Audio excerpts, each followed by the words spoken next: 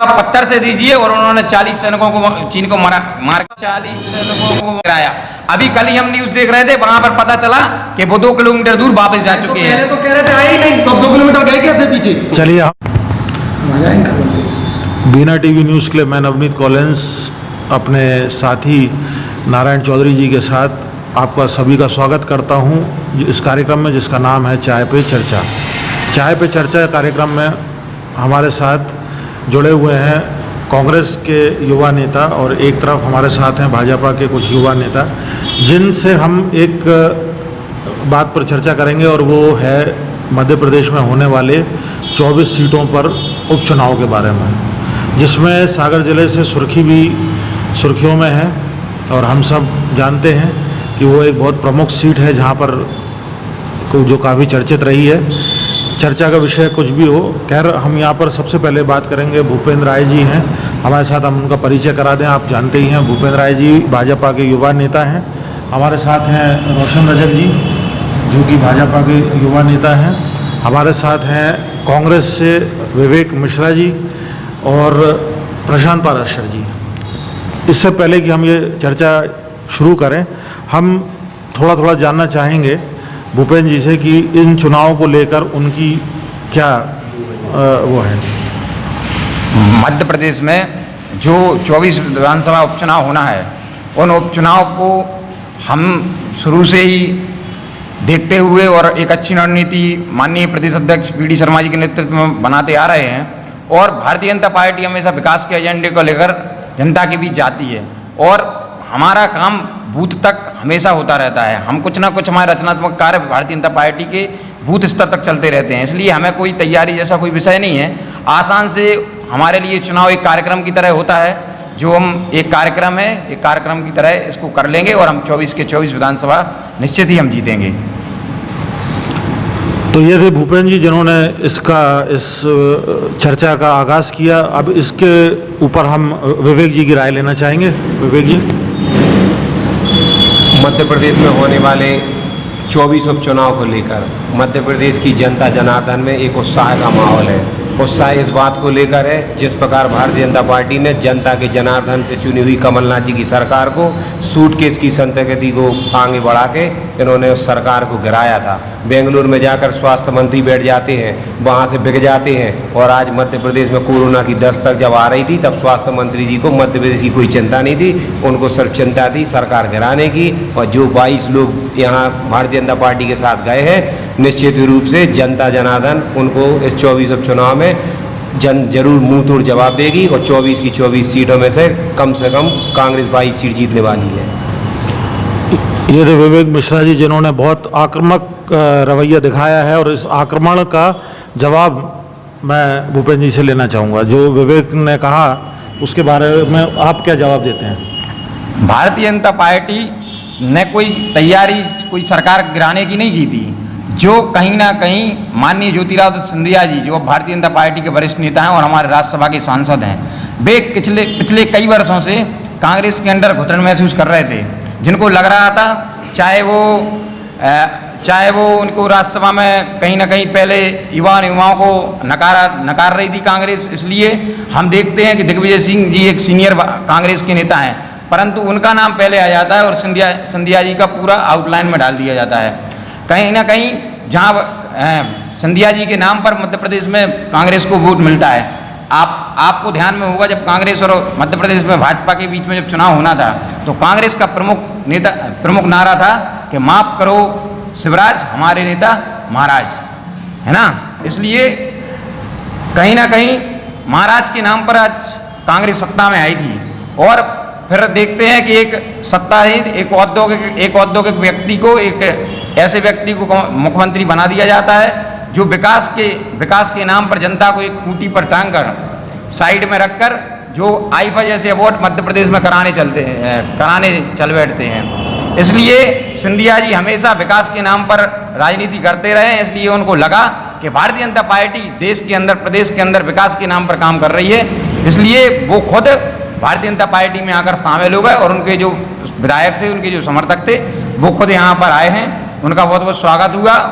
उनमें से कई लोगों को मंत्री भी बना दिया गया और निश्चित ही हम जब वो विकास के नाम पर अपने अपने विधानसभा क्षेत्रों में जाएंगे, जो उनके वादे थे जो वो पूरा नहीं कर पा रहे थे कांग्रेस के शासन में, अब भारतीय जनता पार्टी ने विकास का पिटारा उनके विधानसभा क्षेत्रों में खोल दिया है। अब वो लगातार काम कर रहे हैं और अपने विधानसभा में जीतेंगे भी।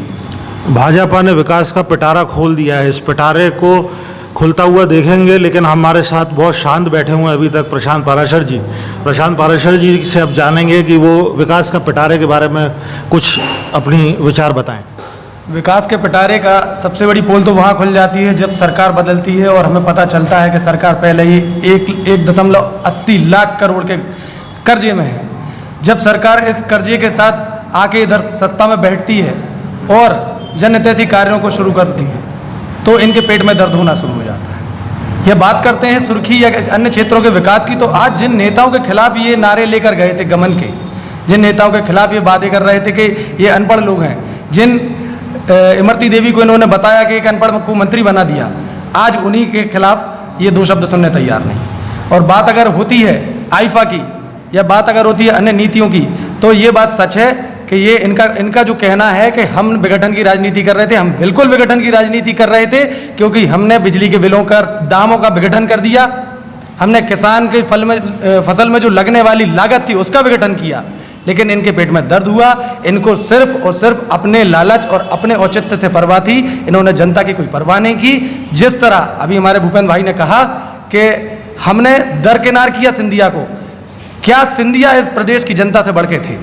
उन्होंने सिर्फ अपनी परवाह की, इस प्रदेश की जनता की परवाह नहीं की। कोरोना के संकट काल में भी इनको अपनी सत्ता की परवाह थी, ना कि इन्होंने जनता की परवाह की।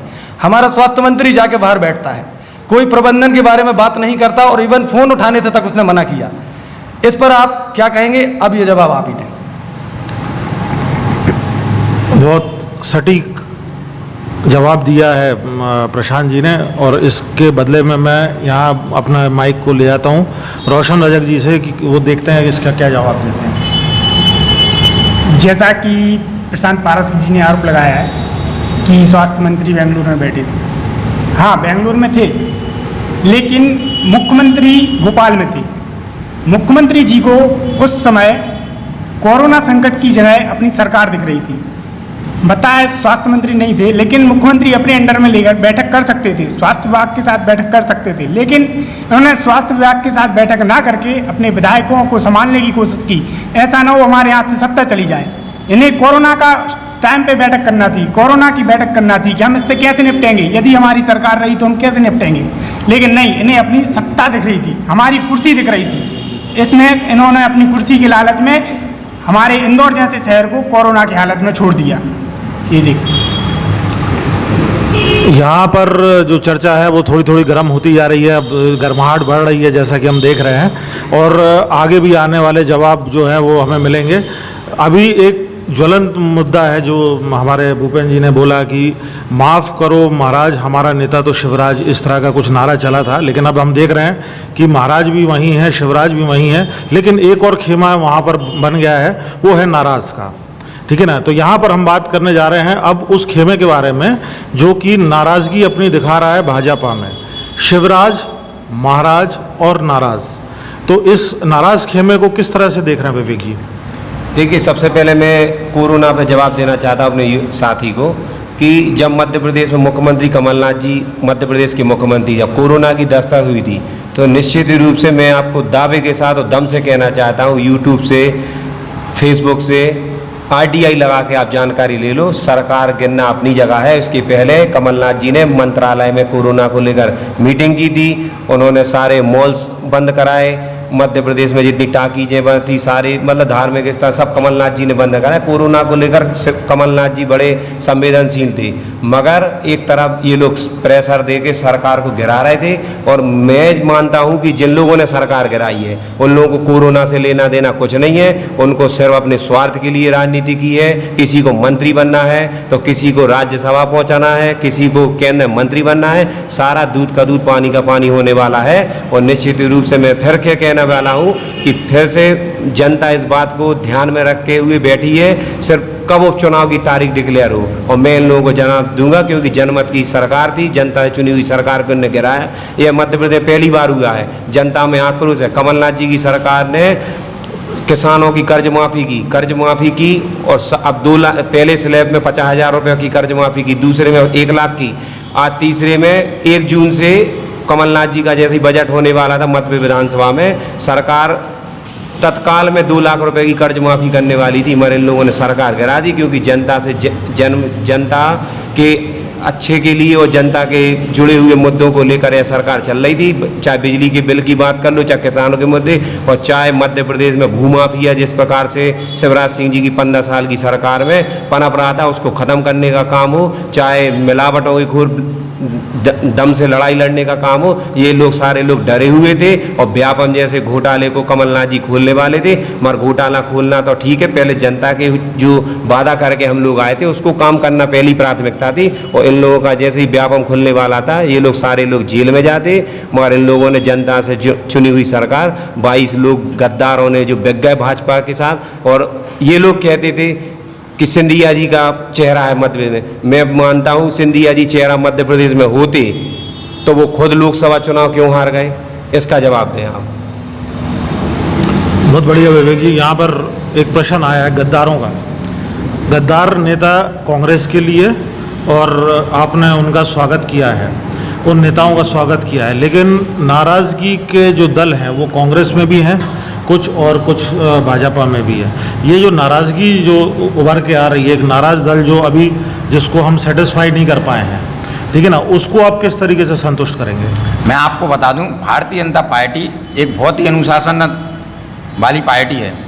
आप देखेंगे कल ही जो राजगढ़ में एक बहुत बड़ा कार्यकर्ता सम्मेलन हुआ, उसमें आप कांग्रेस हल्ला कर रही थी कि चाहे कुछ हमारे पुराने नेता हैं, चाहे राजन सिंह मोकलपुर जी हो, सुधीर यादव जी हों, सब एक मंच पर माननीय प्रहलाद पटेल जी का लाए हुए थे, भूपेंद्र सिंह जी थे, गोपाल भार्गव जी थे, हमारे सभी वरिष्ठ नेतृत्व, सभी उन नेता, वो सभी नेता जो मंच पर थे, जो कहीं ना कहीं जिनको लग रहा था कि कांग्रेस जिनका हल्ला कर रही है कि वो नाराज़ हैं, परंतु ऐसा नाराज़ का कोई इशू नहीं है। भारतीय जनता पार्टी में सभी एक पार्टी के नीचे, एक छत के नीचे बैठकर, कहाँ कुछ आपसी मतभेद होते हैं, पर कहीं ना कहीं उनको सब एक उसमें लेकर एक कक्ष में बैठकर सुलझा लिया जाता है, और सभी भारतीय जनता पार्टी का काम करने वाले हैं इस उपचुनाव में, और हम इस उपचुनाव को जीतेंगे। और बात रही अभी हमारे भाई विवेक जी कह रहे थे कि कोरोना को लेकर मुख्यमंत्री जी बड़े ही सजग थे। मैं आपको ध्यान में दिलाना चाहता हूँ कि जब मीडिया के बंधु उस टाइम पे 15 मार्च के समय पर जब मीडिया के बंधु पूछते हैं कि कोरोना को लेकर आपका क्या कदम है, तो माननीय कमलनाथ जी का ये बयान था कि कोरोना तो हम बाद में देखेंगे, अभी हमारी सरकार को कोरोना लग गया है। तो वे अपनी सरकार बचाने में वो लगे हुए थे।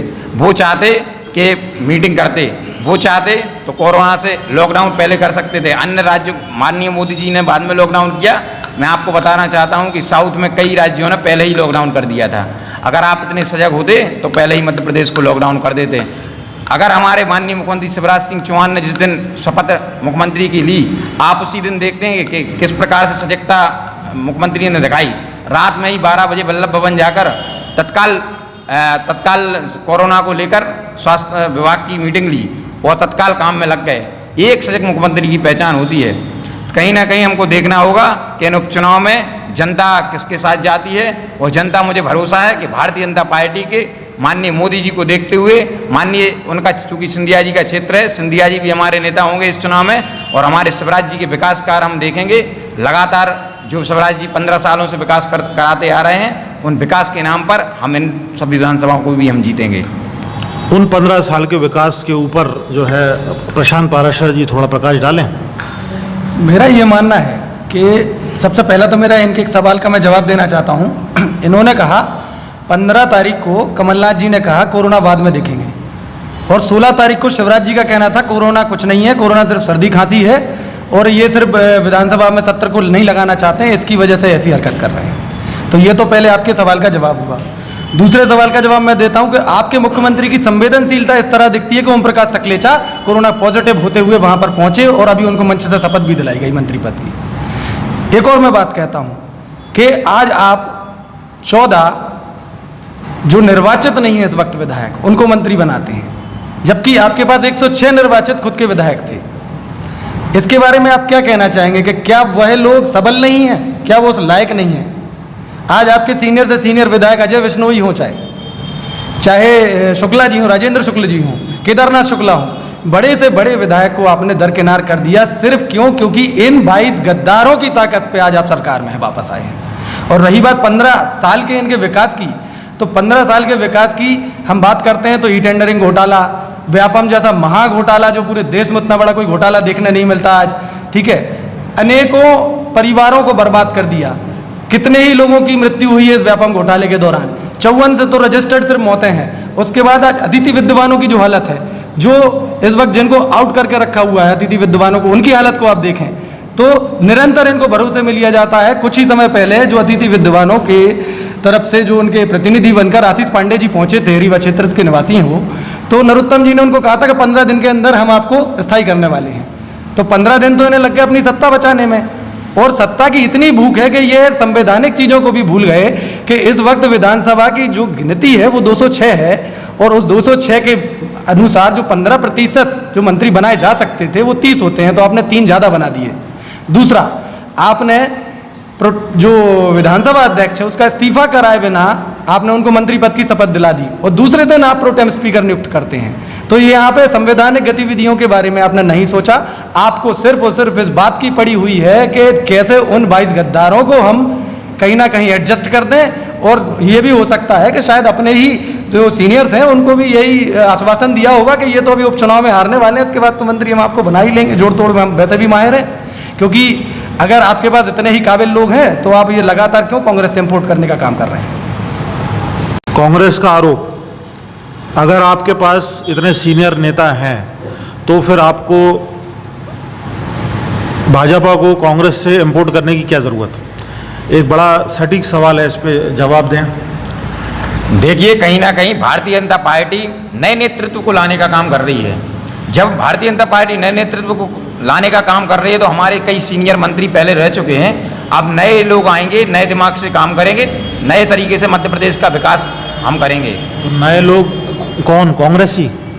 कांग्रेसी भी हो सकते हैं। कहीं ना कहीं हम देखेंगे राजवर्धन सिंह दत्तीगांव जी इतने बढ़िया पढ़े लिखे हैं, उनको पहली बार में ही पहले टिकट दिया गया था, उनको हमने मंत्री बनाया है। प्रभुराम चौधरी जी डॉक्टर MBBS हैं, उनको हमने मंत्री बनाया है।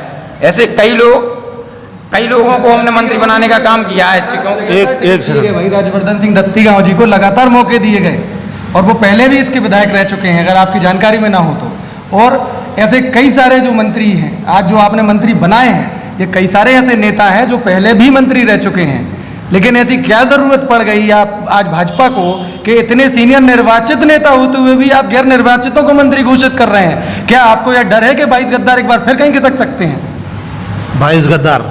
देखिए, कहीं ना कहीं वो अब कोई गद्दार नहीं है, वो भारतीय जनता पार्टी के लीडर हैं, और वो कहीं ना कहीं अपने अपने विधानसभा क्षेत्रों के प्रमुख लीडर हैं।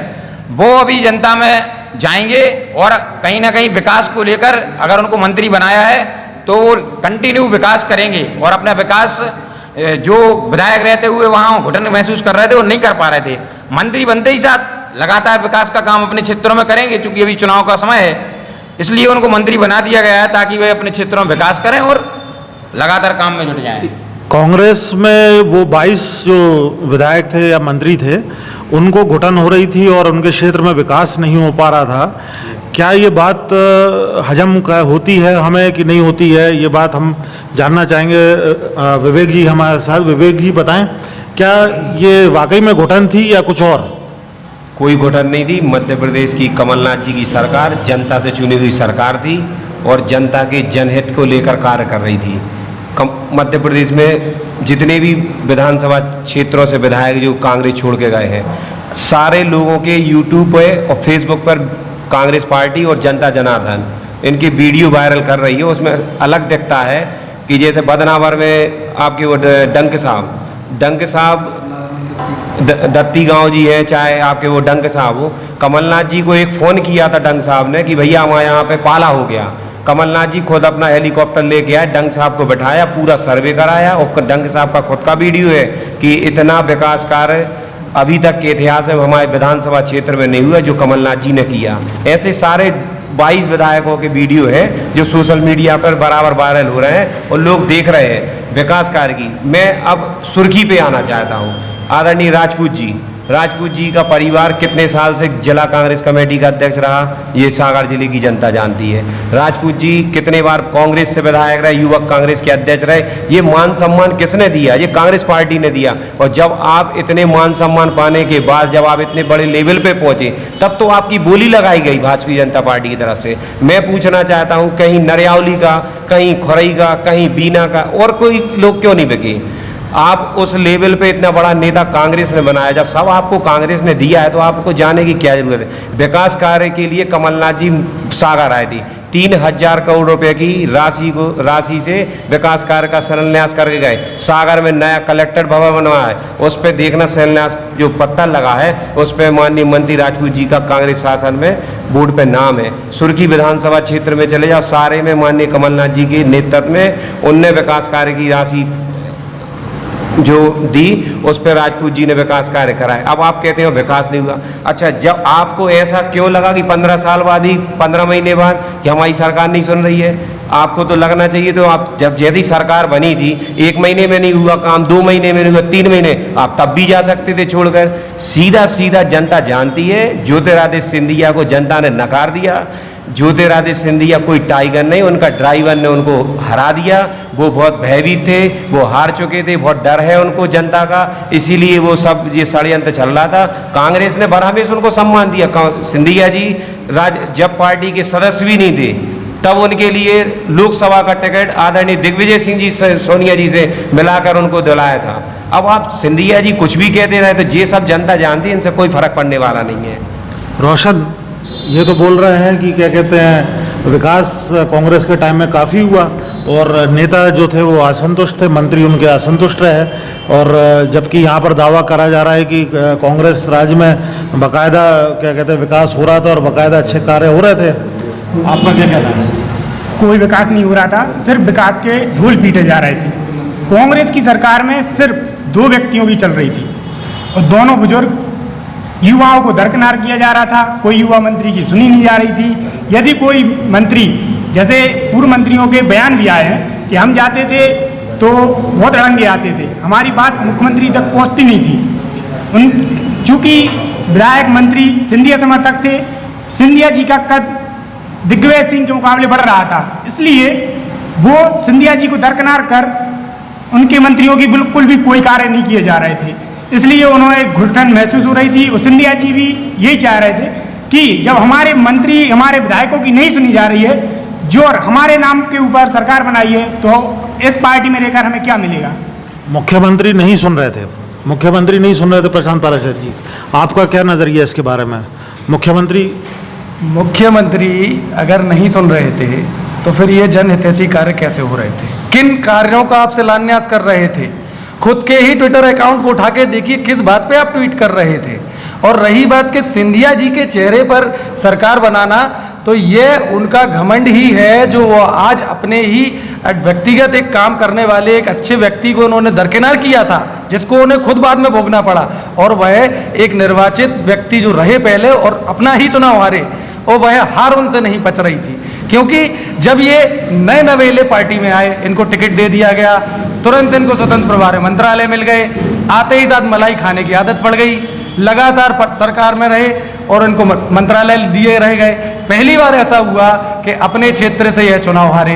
ठीक है, जब कोई सिंधिया जी अकेला नहीं आ रहे, कांग्रेस के अच्छे अच्छे दिग्गज धूल चाट गए। सिंधिया जी की क्या, सिंधिया जी उस लोकसभा चुनाव मोदी जी के नाम पर हुआ और देश की जनता ने मोदी जी को वोट दिया है, ना कि कोई व्यक्ति को। तो फिर कमलनाथ की सीट क्यों नहीं जीत पाए? अगर इतने ही विकास पुरुष थे तो कमलनाथ को हराने में नाकाम क्यों रहे लगातार? और निरंतर 9 बार से कमलनाथ जी कैसे जीत रहे? अगर उनसे बड़े विकास पुरुष सिंधिया हैं तो मोदी जी के नाम पर वोट मिला है ना, मोदी जी का कार्यकर्ता जीता है वहां पर। देखिए, मध्य प्रदेश में 29 में से हम 28 के 28 लोकसभा क्षेत्र हम जीते हैं। जहां पर हम 1 लाख से जीते थे, वहां पर हम 5-5 लाख वोटों से हम इस बार निर्वाचित होकर आए हैं। और रही बात कमलनाथ जी की, तो नकुलनाथ जी इस बार 25,000 वोटों से मात्र रह गए हैं। कहीं ना कहीं यह कमलनाथ के निर्वाचन के ऊपर सवाल नहीं उठा सकते। वो 25,000 से जीता या 25 लाख से। और रही बात आप जो कह रहे हैं कि इस बार एक ही सीट जीते, तो वह भूतकाल भी पर आप ना भूलें कि 2 सीट ही मिली थी। ये वक्त है और ये जनता का कार्य है, कोई नेता का कार्य नहीं होता। वोट देना जनता का काम होता है। जनता ने उनको चुना, उनको मैंडेट दिया, ठीक है, हम उसका स्वागत करते हैं। लेकिन ये क्या बात होती है कि अगर आप सांसद का चुनाव हार गए तो आप कहोगे कि हम निर्वाचित सरकार के ना देंगे। नहीं, हमें तो हम विषय को थोड़ा सा विराम देते हुए एक दूसरे विषय पर आते हैं, जो कि अभी हमारे लिए प्रमुख विषय है। सुर्खी जो विधानसभा है उसका चुनाव, सुर्खी को आप कैसे देख रहे हैं? देखिए, भारतीय जनता पार्टी ने जब सुर्खी में माननीय हमारी पारल साहू जी विधायक थी तब भी लगातार विकास का कार्य हो रहा था, परंतु कहीं ना कहीं जब गोविंद सिंह राजपूत जी आए और कांग्रेस की सरकार बनी तो वो 1 साल के लिए विकास रुक गया था।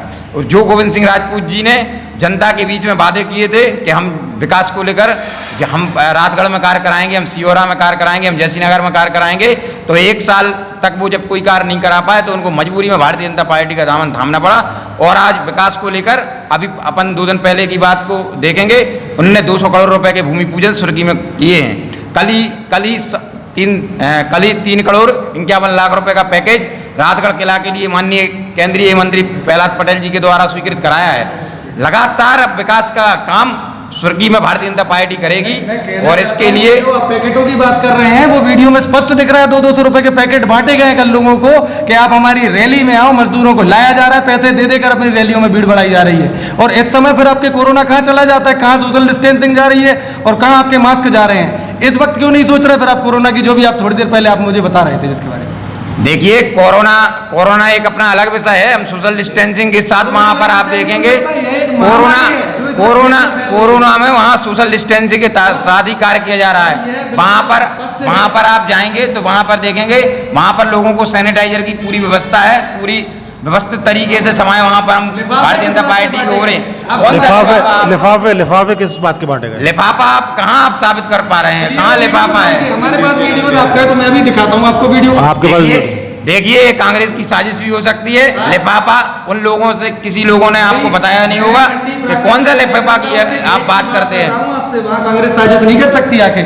और इस वक्त अगर आपको बता दूं तो मैं खुद सुर्खी में जाकर ही काम कर रहा हूं चुनाव के लिए, और मैं वहां देख रहा हूं किस तरह भयावह माहौल है। अगर किसी व्यक्ति किसी कार्यकर्ता से अगर मिलके जाते हैं तो आधे घंटे बाद उसके घर पर ऑफिस और किला कोठी से फोन पहुंचता है। किस तरह का दबाव का माहौल वहां बनाया जा रहा है मैं निरंतर देख रहा हूं वहां पर। तो वहां मैं ये नहीं मान सकता कि कांग्रेस के किसी कार्यकर्ता की इतनी क्षमता हो कि उधर जाके इस तरह से नोट बांट ले और किसी को पैसा दे ले। और कांग्रेस के बाद नोट बांटने होते तो आज ये 35-35 करोड़ लेकर वहां जाते ही क्यों?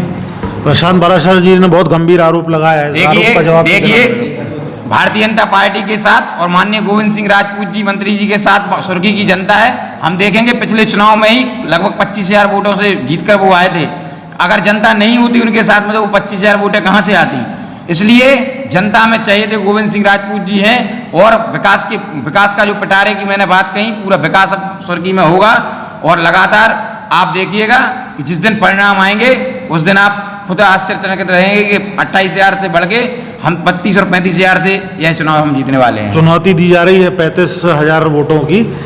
विवेक जी, मैं आपसे ये जानना चाहूँगा कि कांग्रेस का प्रत्याशी सुर्खी से कौन होगा, क्या इसका अंदाजा है, क्यों देरी हो रही है?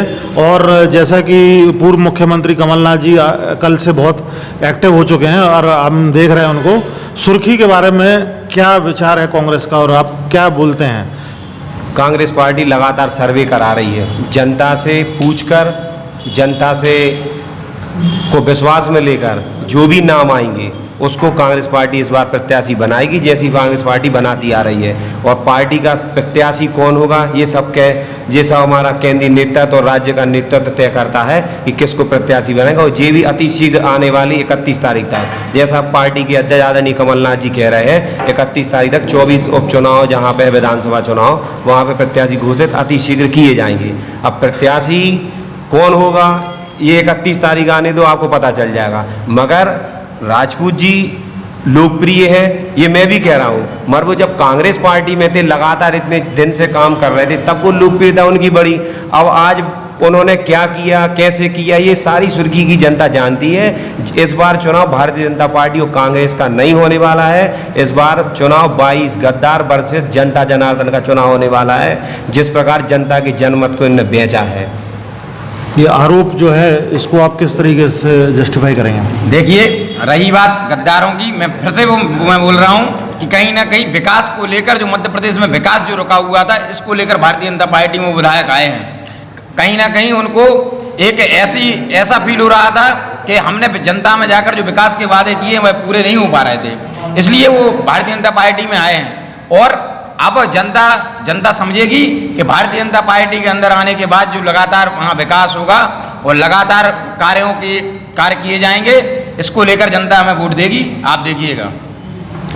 जैसा कि भाई साहब बोल रहे हैं कि जनता का चुनाव है, अभी कल ही इनके मुख्यमंत्री जी, पूर्व मुख्यमंत्री जी का बयान आया है कि ये चुनाव जनता का नहीं, भाजपा के संगठन से है, भाजपा के संगठन को सबक सिखाएंगे। ये भाजपा का संगठन है जो जनता से बना हुआ है, इनके कार्यकर्ता भूत तक हैं। इनको के पूर्व मुख्यमंत्री जी को बता दिया जाएगा कि भाजपा का संगठन किसी के ऐसे डरता नहीं है, डंके की जूत पर जिता के आएगा। भाजपा का संगठन वर्सेस कांग्रेस, क्या कहते हैं प्रशांत पाराशर जी? कांग्रेस का संगठन तो वो है जिसको 15 महीने दरकिनार किया गया और 15 साल उसी संगठन ने आपसे लड़ाई लड़ी और हम सत्ता में वापसी करें। और 15 महीने दरकिनार का कारण ये नहीं था कि अपने कार्यकर्ता की पूछ नहीं थी, उसका कारण था कि शिवराज जी की तरह अपने लोगों को हर विभागों में सेट करके लूट मचाने की नीति पर कमलनाथ जी काम नहीं करते। उनका स्पष्ट उद्देश्य था कि कार्यकर्ता बाद में, पहले हमें जनता के प्रति कार्य करना है। जो हम वादे करके, जो हमने वचन दिए जनता को, हम पहले उन वचन को पूरा करेंगे। चाहे वो बेटी की शादी के लिए पैसे बढ़ाने की बात हो, वृद्धा पेंशन बढ़ाने की बात हो, किसानों के बिजली बिलों को हाफ करने की बात हो, आम जनता में जो आप देख सकते हैं कि संबल योजना के नाम पे इन्होंने अपने सारे कार्यकर्ताओं के कार्ड बनवा रखे हैं। हमारे शहर में कई उदाहरण हैं जो लखपतियों, करोड़पति व्यक्तियों के घर में 200 रुपये बिजली बिल आता था, लेकिन कमलनाथ जी ने इस प्रदेश में सबको एक नज़र, एक नीयत से देख के सबके लिए इंदिरा गृह ज्योति योजना लाई, जिसमें 100 रुपये 100 यूनिट प्रति घर के लिए, प्रति परिवार के लिए उन्होंने नियम लाया कि यदि 100 यूनिट आपकी बिजली जलती है तो हम 100 रुपये ही बिल देंगे, चाहे वो आप गरीब परिवार से हो, चाहे आप अमीर परिवार से हो, चाहे किसी भी परिवार से हो। तो इस तरह की जो नीति कमलनाथ जी की रही है, और एक बार फिर जब शिवराज जी की वापसी हुई और आते ही साथ हम देख रहे हैं कि बिजली की हाहाकार मची है, बिल तो आ रहे हैं लेकिन बिजली नहीं आ रही। देखिए, आप कौन सी मध्य प्रदेश में बिजली की बात कर रहे हैं? आप भूल रहे हैं कि मध्य प्रदेश के अंदर माननीय मुख्यमंत्री जी के नेतृत्व में हमने संबल योजना चालू की थी, जिस संबल योजना के अंदर आप कितनी भी यूनिट लाइट जलाइए, आपका 200 रुपये बिल आएगा। संबल योजना पे मैंने सवाल आप करोड़पति परिवार के भी 200 रुपये बिजली, आपका इसलिए था। और एक करोड़पति परिवार के भी अगर 200 रुपये बिजली बिल आएगा, भले वो 1000 यूनिट जलाए, तो इसका अतिरिक्त बोझ गरीब और मध्यम वर्गीयों पर पड़ेगा, जो हमेशा से भाजपा करती आ रही है। इस वक्त भी कोरोना मैं आपको गरीब का बिल भी 100 रुपये ही आ रहा है। यदि आप करोड़पति की बात कर रहे हैं कि करोड़पति का बिल 200 रुपये आ रहा है, तो उसका बोझ गरीब पर नहीं पड़ रहा है। गरीब के पास संबल योजना का कार्ड है और उसका बिल भी 100 रुपये आ रहा है। आज में ऐसे किसी भी गांव में चले जाओ, यदि आप अमीर व्यक्तियों को भी बिजली सब्सिडाइज करेंगे तो जो महंगाई और जो शासन पे कर्जा बढ़ेगा, इसका पूरा बोझ आपकी अगर जानकारी में ना हो तो पूरा गरीब और मध्यम वर्गीयों पर ही पड़ता है अंततः। जिस तरह आज पेट्रोल डीजल पर अनंत बढ़ाई, जिस तरह से पेट्रोल पर जो सीडी बढ़ाई गई है, सेंट्रल एक्साइज ड्यूटी, उसको कांग्रेस के शासन काल से अगर मिला लें तो 300 गुना से भी ज्यादा वृद्धि अब तक हो चुकी है। कांग्रेस में केंद्र में जब कांग्रेस की सरकार हुआ करती थी और मनमोहन सिंह प्रधानमंत्री हुआ करते थे, तब भी 90 रुपए लीटर तक पेट्रोल के रेट गए थे। आप पुराना रिकॉर्ड उठा के देख सकते हैं, आपको आंकड़े सहित दे सकता हूं। 73 रुपए 14 पैसे से ज्यादा 2014 में कभी ऊपर नहीं गया। और आप बात कर रहे हैं संगठन की, तो उस समय पर भारतीय जनता पार्टी ने लगातार सड़कों पर उतरकर पेट्रोल की लेकर वोट किया करते थे, परंतु आज कांग्रेस को आना चाहिए। लगातार जनता में आज मोदी जी आपकी बात स्वीकार करते हैं। बैलगाड़ी से आपने रैली लगा ली, आपने साइकिल रैली लगा ली। मुख्यमंत्री जी मंत्रालय साइकिल से जाते थे, क्यों जाते थे? क्योंकि कांग्रेस सरकार में 2550 पैसे पेट्रोल और डीजल के दाम बढ़ते थे तब। अब आज 10 रुपए बढ़ गए पेट्रोल डीजल के दाम। देश में पहली बार है जो मोदी जी की सरकार में पेट्रोल से ज्यादा डीजल के दाम बढ़ गए। और जो आपने अभी एक कंपैरेटिव अब बताओ, आप अब कहाँ है आपकी बैलगाड़ी, कहाँ है आपकी साइकिल रैली, कहाँ है आपका विरोध प्रदर्शन? जनता सब जानती है। आने वाले 24 उपचुनाव में जनता जवाब देने तैयार है, आप देख लेना। देखिए, अगर केंद्र सरकार ने अगर पेट्रोल डीजल के रेट बढ़ाए भी हैं, तो ये वही केंद्र सरकार है जिसने 3-3 महीने का एडवांस राशन 1 रुपए किलो गेहूं या 1 रुपए किलो चावल नमक डाल देने का काम लोगों के बीच में किया है। इस कोरोना काल में मैं पूछना चाहता हूं कांग्रेस के युवा भाइयों से, ये कोरोना काल में कहां थे जो मदद करने कोई भी आगे नहीं आया। आपको अनिल अंबानी का कर्जा राइट ऑफ करना चाहिए था उस वक्त, ये 3 महीने का जो राशन अब आप गिना रहे हो। आप पहले तो कंपैरेटिव स्ट्रक्चर देखें कि कांग्रेस के शासनकाल में जो डीजल पेट्रोल की आप बात कर रहे हैं उस वक्त कच्चे तेल की कीमत $115 प्रति बैरल थी और एक बैरल में 159.1 लीटर होता है, और आज वही बैरल की कीमत $20 के भी नीचे है। आप कैसे इन चीजों को कंपेयर कर सकते हो? यहाँ पर जो कच्चे तेल के दाम यहाँ पर जो कम यहाँ है, लेकिन ये ऐसा नहीं क्या डीजल पेट्रोल की वृद्धि सिर्फ भारत देश में हो रही है, पूरे विश्व में बढ़ोतरी हो रही है, पूरे विश्व में। ऐसा नहीं है आप कोई भी देश देख लो, कोई भी देश, किसी भी देश का नाम उठा के देख लो, यदि वहां पर डीजल पेट्रोल की वृद्धि नहीं हो रही हो। श्रीलंका किससे पेट्रोल डीजल लेता है? हमसे, भारत देश से, और हमसे सस्ता वो है। 55 रुपए लीटर में उधर पे बेचा जा रहा है। ऐसा क्यों? दूसरी बात, अगर इतनी गरीब हितैषी सरकार है तो पेट्रोल पे बढ़ा, इस बात पे कोई दिक्कत नहीं है, लेकिन डीजल से दैनिक जो भत्ते होते हैं, दैनिक जो हमारे ट्रांसपोर्टेशन चल रहे हैं, ट्रक्स चल रहे हैं, वो सारी चीजें तो उनसे जो दैनिक रोजमर्रा की चीजें वो महंगी होती हैं। आप कहाँ गरीबों को देख रहे हैं? आप तो सिर्फ लगे हैं तो रेलवे की ट्रेनें बेचना है, कभी आपको BSNL को बेचना है, कभी आप कुछ बेच रहे हैं। गरीबी अमीरी का लड़ाई झगड़ा, पेट्रोल तेल, कुल मिलाकर अब चुनावी माहौल है, और इस माहौल में, चुनावी माहौल में हर मुद्दे को एक गर्म रुख दिया जाएगा, और वो गर्मी जो है वो यहाँ जो वो चल रहा है विषय उस पर आपको दिखाई दे रही है। और ये कहा जाएगा सुर्खी चुनाव पर हम एक बार और विषय में बात करेंगे, और इसके बाद जो है हम अपनी जो मीटिंग है उसको विराम देंगे। इससे पहले हम जानना चाहते हैं सुर्खी के ऊपर आपका क्या? देखिए, सुर्खी विधानसभा चुनाव में निरंतर बोल रहा हूं कि हम पिछली बार 28,000 से जीते थे, इस बार हम 35 से 40,000 वोटों से हम जीतेंगे, और लगातार विकास के नाम पर भारतीय जनता पार्टी चुनाव लड़ती आती है।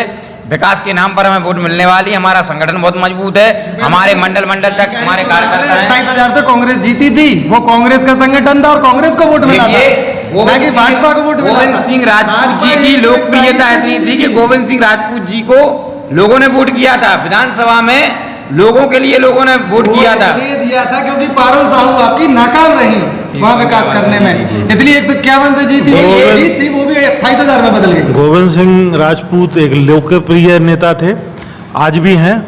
आज आप उनको कैसे देखते हैं? आज जब वो कांग्रेस में नहीं है और अब वो भाजपा का प्रतिनिधित्व कर रहे हैं, और फिर भी उनकी लोकप्रियता के ऊपर कोई प्रश्न चिन्ह नहीं लग रहा है, लेकिन कहीं ना कहीं जो है कांग्रेस को एक ऐसा नेता वहाँ पे उतारना होगा जो उनको परास्त कर सके, जो कि लगभग अभी तो मुमकिन नहीं दिख रहा है।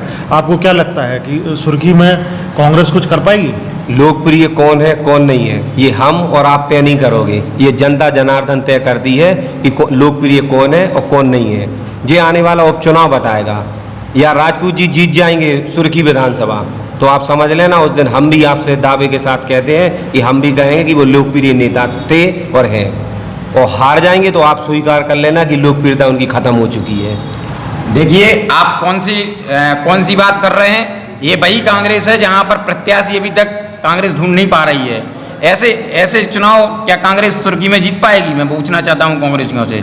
परंतु हमारे पास एजेंडा है, हमारे पास प्रत्याशी है, हमारे पास तैयारी है, हमारा संगठन लगातार कार्य कर रहा है। लेकिन लेकिन मैं आपकी बात काटूंगा, आपके खेमे में नाराजगी भी है, उस नाराजगी को कैसे जस्टिफाई करेंगे? देखिए, भारतीय जनता पार्टी एक अनुशासनात्मक संगठन है और ये निष्ठावान कार्यकर्ताओं का संगठन है। इसमें कार्यकर्ता ही सब कुछ है, और इसमें कार्यकर्ताओं की नाराजगी होती है क्योंकि कार्यकर्ता आप देखेंगे कल ही पूरे कार्यकर्ता, चाहे वो पूर्व में चुनाव लड़ने वाले राजन सिंह मुगलपुर हों, हमारे सुधीर यादव जी हों, चाहे हमारे और भी जो वरिष्ठ नेतृत्व है उस क्षेत्र का, सभी एक मंच पर साथ थे। इसमें हम नाराजगी कह ही नहीं सकते ना। नाराजगी आप नहीं बता रहे, लेकिन अभी 1-2 दिन पहले सोशल मीडिया पे सुधीर यादव जी ने जो अपना एक इंटरव्यू दिया था उसमें उन्होंने साफ बोला था कि अगर कांग्रेस उनको अप्रोच करती है तो उन्हें कांग्रेस में जाने से कोई परहेज नहीं होगा।